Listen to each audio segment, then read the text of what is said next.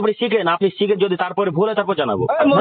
মূর্খ তুই জানিস প্রশ্ন করবেন আপনার উত্তর যদি কেউ না দেয় আপনার উত্তরটা দিতে হবে তো। এই ভাষা খারাপ দেখছেন আপনারা, কোনোদিন মানে মানুষের সাথে ভালো কথা বলতে শিখলেন না। আমাদের ভাষা কোনোদিন খারাপ হবে না ইনশাল্লাহ। আর আপনাকে আমি বারবার অনুরোধ জানাচ্ছি, আপনাকে আমি বারবার অনুরোধ জানাচ্ছি, আমার কথা শুনেন। আপনাদের কারোর ভাষা ঠিক নেই, এই জন্য আপনারা এই ডিবেট বলেন আর কি কোনো জায়গাতে এসে বলেন, আপনারা শুধু ভাষা গালি দিয়েই বেরিয়ে যান।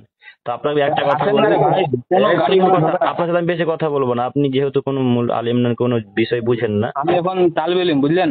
আচ্ছা, আপনি যে আলহামদুলিল্লাহ, আল্লাহ আপনাকে কবুল করুক ইসলামের পথে। এবার প্রথম কথা শুনেন, হ্যাঁ যদি বেদাত হয় আপনাকে জুতার মালাও করতে হবে না, কারোর পায়ে ধরতে হবে না, শুধু একনিষ্ঠ ভাবে আল্লাহর কাছে তওবা করে ফিরে আসবেন, ঠিক আছে? এর আগে শুনুন আমার কথা শুনুন পরিপূর্ণ। হ্যাঁ শুনে বলেন বলেন শুনছি তো। আপনি যে বিষয়টি না ঘাটছেন, আমি বিষয় নিয়ে বই নিয়ে 14 খান বই নিয়ে বসে আছি, পড়ছি, বুঝতে পেরেছেন তো? এখন বই খুলে আসি। হ্যাঁ এবার আপনাকে কথা হচ্ছে যে আপনি আমার কথা শুনুন না। হ্যাঁ বলেন। আপনি হাদিস কোরআন পাঠানোর আগে নিজে আগে রিসার্চ করেন। আমি রিসার্চ করেছি দাদা। রিচার্জ নয়, রিসার্চ। রিসার্চ আচ্ছা, করেছি আমি। আপনাকে কোরআন থেকে দলিল দেবো, ঠিক আছে? কোরআনে একটা দাবার পর্যন্ত কথা ভুল নেই। আপনাকে কোরআন থেকে দলিল দেবো। ভাই হ্যালো বলেন, আপনার যে বাপ দাদা যেগুলো কিতাব লিখেছে কিনা, ভাষা ঠিক করেন আগে। না মানে আপনাদের যেগুলা যে ইয়ে আছে, আপনাদের মধ্যে যারা কিতাব লিখেছেন আপনাদের কিতাব থেকে দলিল দেবো ঈদে মিলাদুন নবী পালন করা জায়েজ, বেদাত না। আচ্ছা ঠিক আছে, আপনি বের করুন, আল্লাহ আপনাকে তৌফিক দান করুক।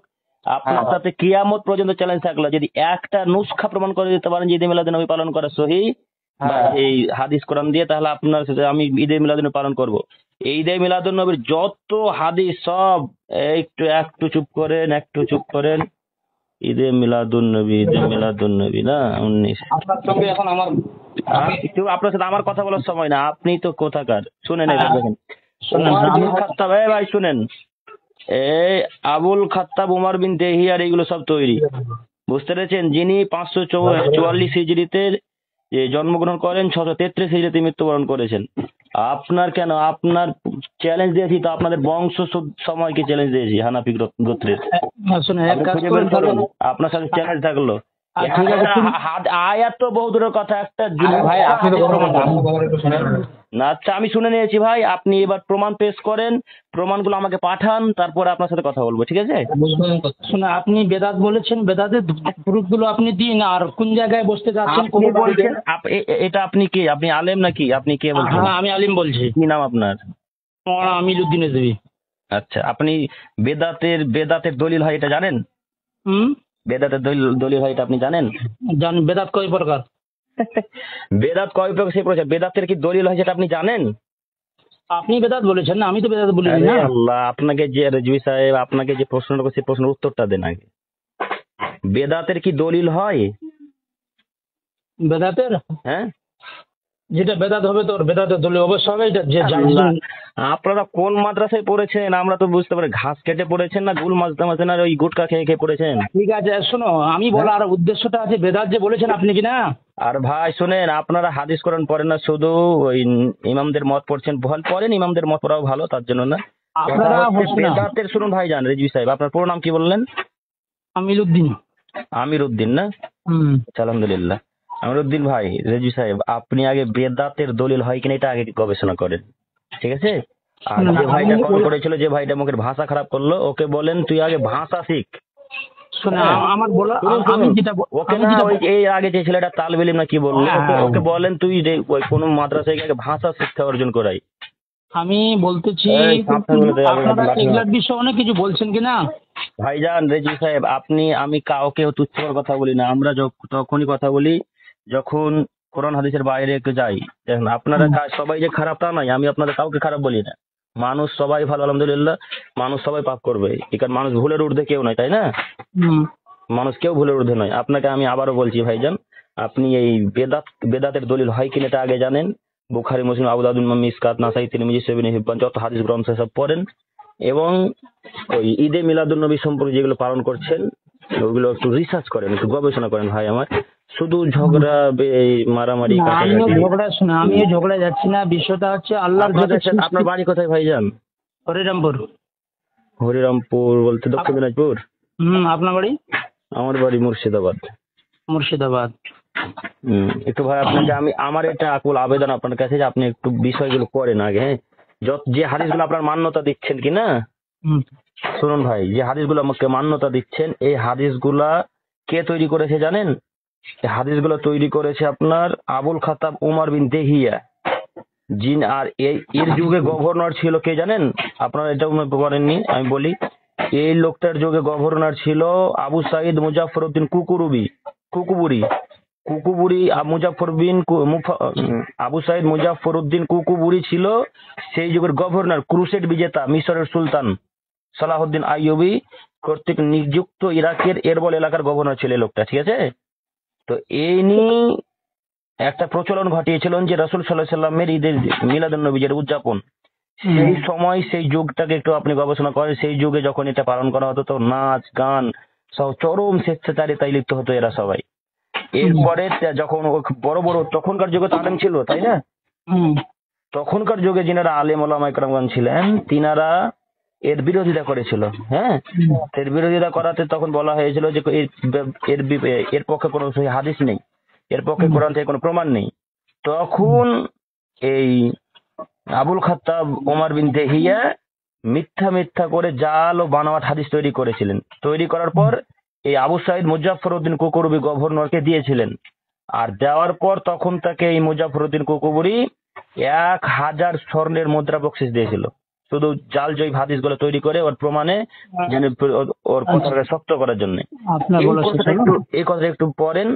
আর কোরআন থেকে যে দলিলটা দিতে চাচ্ছেন ওটা ভালোভাবে শুনি, সেটা তাফসীর সেটা একটু পড়েন ভাই। ঠিক আছে, আপনি বসবেন। আলহামদুলিল্লাহ।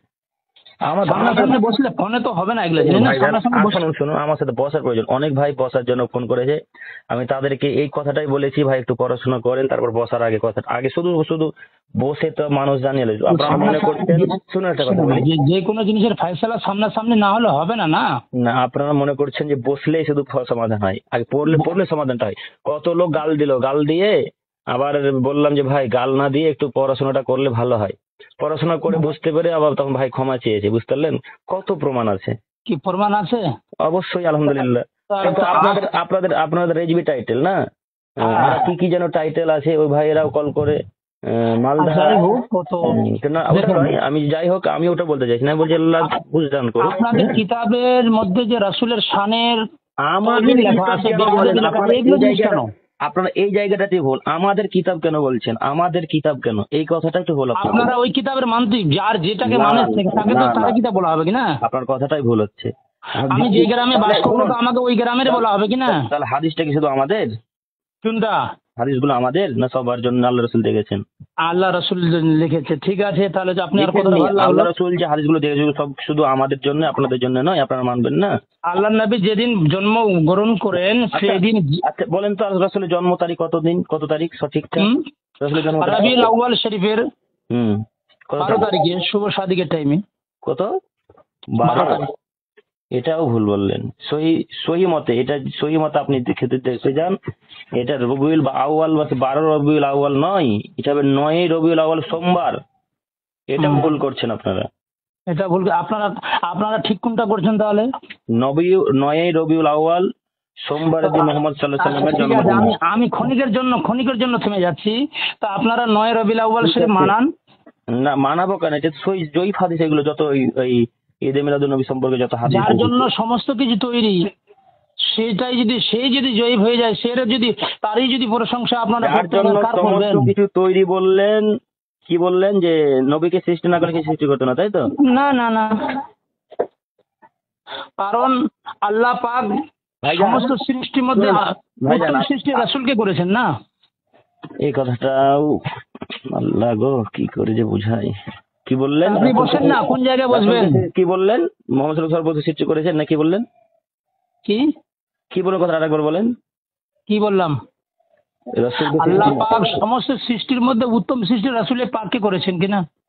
শুধু উনি নয়, মুহাম্মদ মানুষ জাতি সবথেকে উত্তম।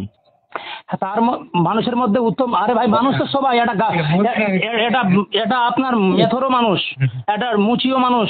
এবার উনি নবী এবং মানুষের দিক দিয়ে, নবী রাসূলদের দিক দিয়ে সব থেকে উত্তম বড়। তো ওটাই তো বললাম, আল্লাহর যত সৃষ্টি রয়েছে তার মধ্যে আচ্ছা ভাই, শুনুন, সবথেকে- আমি পড়তে বসেছি, একটু ব্যস্ত পড়ছি, বই খুলে আসছি। তা আপনি একটু, আপনাকে যেটা আমি উপদেশমূলক কথা বললাম, ছোট ভাই হিসেবে হোক, ভাই বুঝতে হিসেবে হোক, পেরেছি। শোনেন, বন্ধু হিসেবে হোক, একটু ভাই ওটা হাদিসগুলো একটু রিসার্চ করেন। হ্যাঁ, আপনারা একটু নিজেকে পরিবর্তন করুন। আলহামদুলিল্লাহ, ইংরেজি দালালি আমরা হয়ে যেভাবে কতদিন চলবেন পরিবর্তন বলেন? করেছি, আপনাদের সেই পরিবর্তনটাই আমরা চাইছি। আপনাদের কিতাব তেহজুরুন নাস, হিফজুল ঈমান, হুম। তাকওয়াতুল ঈমান, এই সমস্ত কিতাবে যে সমস্ত ভাষাগুলো লিখেছে, এই ভাষার প্রতিপ্রেক্ষিতে আপনাদেরকে উপরে ফলো করানো হচ্ছে, বুঝতে পারলেন? এমনি কিছু না। সাধারণ পাবলিক ঠিক আছে, আপনার, আচ্ছা আপনি কি বলতে চাচ্ছেন এটা সহি, মানে এটা মান্যতা দেওয়া যাবে ঈদে মিলাদুন নবী? যেদিন নবী আগমন করেছেন সেই দিন হযরতে জিবরিল আমিন ওটা আল্লাহ পাক ওনার দ্বারা ঝান্ডা লাগিয়েছেন পূর্ব পশ্চিম আর খানা কাবা বাইতুল্লাহতে, ফারিস্তাদের মিছিল চলেছে। তা আমরা সেই দিনটাকে অনুসরণ কেন করবো না রে ভাই? আপনি সেদিন অনুষ্ঠান করবেন কেন? অনুসরণ বলছি অনুষ্ঠান করছেন কেন ওইভাবে? তো আচ্ছা, বিয়ে তো এমনিতে হয়ে যায়, 3 জন হলে বিয়ে হয়ে যাবে কিনা? দেখেন ভাইজান, আপনারা রোজ ভান্ডার কেন করছেন না? তাহলে একটা মেয়েকে হাত ধরে নিয়ে চলে যাবেন আদিবাসীর মতো, বিয়ে হয়ে গেল। আপনারা হাদিস কোরআন কিছুই দিতে জানেন না, পারবেন না। আমরা হাদিস কোরআন দিতে জানি। যুক্তি পেশ করেন আপনারা, মানে আপনারা ইহুদিদের মতো যুক্তি পেশ করেন, প্রমাণ পেশ যে কথা বলতে হবে, কোরআন হাদিস আমরা হাদিস কোরআন ঠিক জানি। আজ পর্যন্ত কোনো ওয়াহাবি দেওবন্দি জিততে পারেনি। পারেনি না। আশরাফ আলী থানভী বলেন আর আপনার তাহের ওয়াহাবি বলেন, সব বদনামিয়ে বাথরুমের বাহানা করে দৌড়িয়েছে। আপনাদের ভাষার কারণে ওরা ওখান থেকে চলে যায়। আমাদের ভাষার কারণে না, আপনাদের এত অরিজিনাল যদি হচ্ছে, ঠিক আছে, অরিজিনাল মাল সবসময় চ্যালেঞ্জ করবে, ডুপ্লিকেট চ্যালেঞ্জ করতে পারবে না রে দাদা। কথাতে বোঝা যাচ্ছে যে আপনারা মানে কোনো পড়াশোনাই করেন না। না আমরা পড়াশোনা করেছি। হ্যাঁ, আমি একটু বই পড়ছি ভাই, একটু ব্যস্ত আছি। আপনারা সারা জীবনে পড়বেন, কাজে দেবে না। ইবলিস শয়তান অনেক কিছু করেছিল, তাজিমে আদম আলাইহিস সালামের না করার কারণে সমস্ত ইবাদত নষ্ট। আল্লাহ আপনাকে হেদায়েত দান করুক, সব সময় উল্টাপাল্টা কথা বলতে নেই।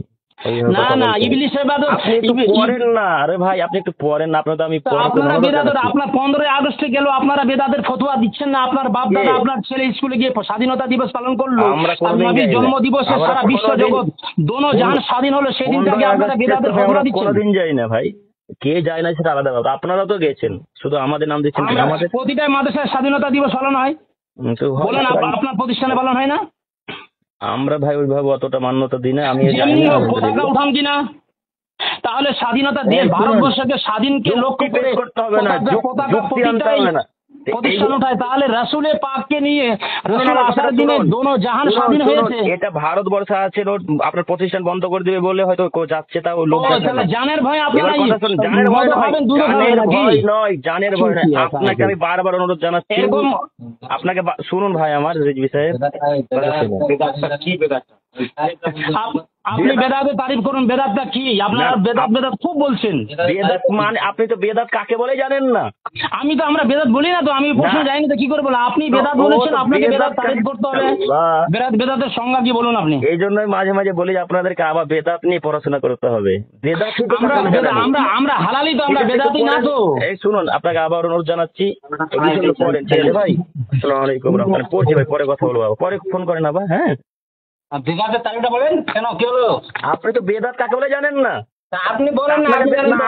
আপনি আমার সাথে তর্ক করতেছেন। আপনাকে বেদাত জানতে হবে। আপনি বেদাত বলেছেন। আমি কেন? শুনুন, আপনি বেদাত নিয়ে তর্ক করতেছেন, আপনাকে বলতে হবে না। বেদাত আপনি বলেছেন, তারিফটা করুন। আমি করতে যাব কেন? আমি জানি বলে তো বলছি। জানেন তো জানেন সবাই। আপনি জানেন, ঠিক আছে, কেন বেদাত সম্পর্কে আপনি জানেন না? আগে বেদাত কাকে বলে, বেদাত কি করলে হয়, কোন কাজটা বেদাত, এটা আগে জানেন, তারপর তর্ক করতে আসবেন, ঠিক আছে? তারপরে তর্ক করতে আসবেন, তারপরে ভাষা ঠিক আমি জানি না, ঠিক আছে, আপনি তো জানেন। আমি বলবো না তো, আগে আপনি শিখেন। আপনি শিখে যদি তারপরে ভুলে তারপর জানাবো। মূর্খ, তুই জানিস? প্রশ্ন করবেন, আপনার উত্তর যদি কেউ না দেয়, আপনাকে উত্তরটা দিতে হবে। এই ভাষা খারাপ দেখছেন আপনারা, কোনোদিন মানে ভালো কথা বলতে শিখলেন না। আমাদের ভাষা কোনোদিন খারাপ পাবেন না ইনশাআল্লাহ। আর আপনাদের মুখের ভাষাই এত খারাপ যে শয়তান হার মেনে যাবে। ঠিক আছে, পড়াশোনা করেন। হ্যাঁ, পড়াশোনা করেন। যদি না পড়াশোনা করতে হয় আমাকে শিখতে হবে। আমি শিখিয়ে দেবো আপনাদেরকে। আপনি আমার কাছে আসেন, আমি পড়া শিখিয়ে দেবো। আপনাদের আমার